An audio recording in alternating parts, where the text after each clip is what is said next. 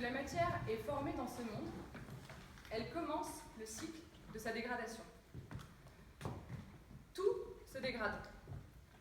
Du caillou qui viendra du sable, à la pomme qui pourrira et se décomposera, en passant par le soleil qui se dilatera et au terme de quelques millions d'années deviendra une vague nébuleuse planétaire à la dérive.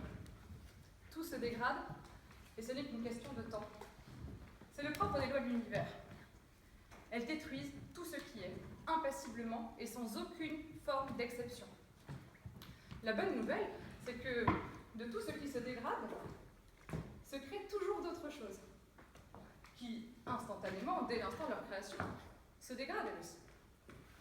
Mais cette capacité des lois de l'univers de faire que tout ce qui se dégrade crée autre chose, que tout ce qui se crée se dégrade, c'est le propre des lois de l'univers qui font qu'elles détruisent ce qui existe et qu'elles créent ce qui n'existe pas d'un même geste.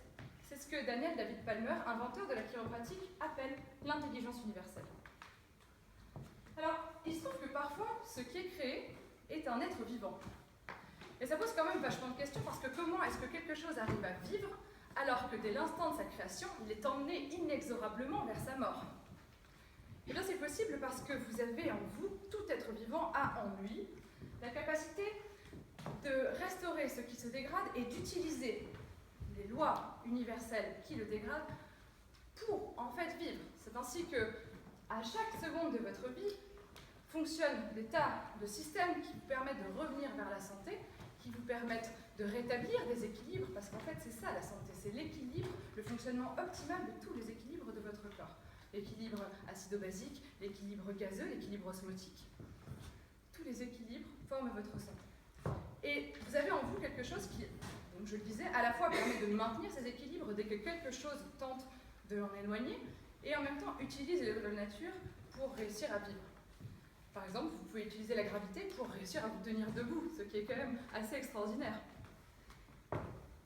Je viens en bas souvent, ça, cette capacité de votre corps à guérir en permanence, à s'auto-guérir, à revenir vers la santé, c'est ce qu'on appelle l'innate intelligence.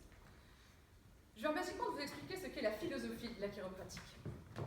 Et nous considérons que la chiropratique, c'est une philosophie, une science et un art.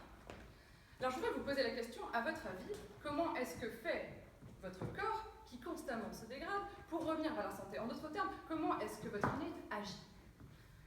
Il agit en faisant, je l'ai dit tout à l'heure, tout un tas de petites mesures qui vous permettent de maintenir des équilibres qui vous sont vitaux. Et il existe dans votre corps un endroit où toutes les données dont votre corps a besoin sont centralisées. Un centre de traitement gigantesque et en même temps microscopique. Vous connaissez ce centre, c'est votre cerveau. Et votre cerveau, il est relayé par votre colonne vertébrale, elle-même relayée par tous les nerfs qui parcourent votre corps. La moindre de vos petites cellules est innervée, vos tissus, vos organes, tout est innervé par votre corps. Ça veut dire que le système nerveux est le support de votre innate. Qu'est-ce qui se passe lorsque, vous allez me dire, excusez-moi, je reprends. Vous allez me dire, je veux bien qu'on ait cette capacité magique d'auto-guérison qui nous permette de maintenir tout un tas d'équilibres, mais alors comment ça se fait qu'on tombe malade? Eh bien, on tombe malade justement parce qu'à un moment ou à un autre, l'innate n'arrive plus à atteindre cette région. L'innate n'arrive plus à réparer le corps.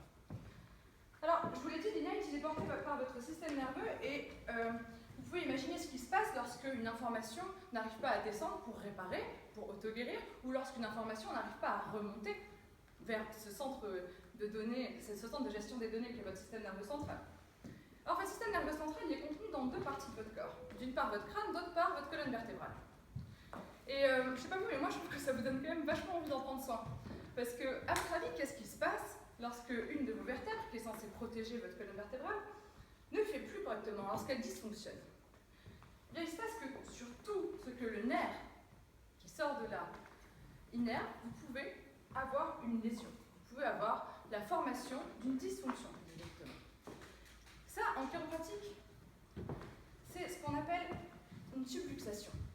La subluxation, elle peut arriver de différentes manières, avec tout ce qui va vous stresser, que ce soit, on l'a dit tout à l'heure à plusieurs reprises, la pensée, les pensées de manière générale, les toxines et les traumas. Mais La subluxation, qu'est-ce que ça fait? Non, ça peut créer, que ça soit visible ou pas, une dysfonction dans votre corps. Et c'est là qu'on trouve la science chiropratique. La science chiropratique, c'est la capacité de repérer ces lésions, de comprendre où elles se situent et de savoir comment faire pour les traiter. Alors, je vous ai dit aussi, la chiropratique, c'est un art. Et donc, on a vu la philosophie et la science. Et maintenant, j'aurais vous dire, comment est-ce qu'il fait le chiropracteur une fois qu'il a vu et qu'il a identifié ces subluxations? Eh bien, il les ajuste.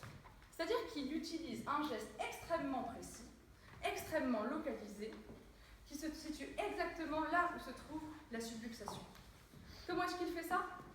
Eh bien ça, mesdames et messieurs, c'est ce qu'on appelle l'art de la chiropratique.